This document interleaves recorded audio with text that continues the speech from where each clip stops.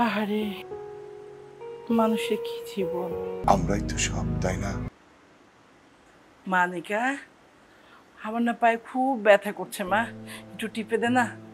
হবে না মা, শোনো, এখন থেকে তোমাকে বাড়ির সব কাজ শিখতে হবে। মা দেখ না এই সোফাটা কিভাবে ধুলোবালি জমে আছে। মা এখানে একটু, আচ্ছা এগুলো একটু সরাই নে।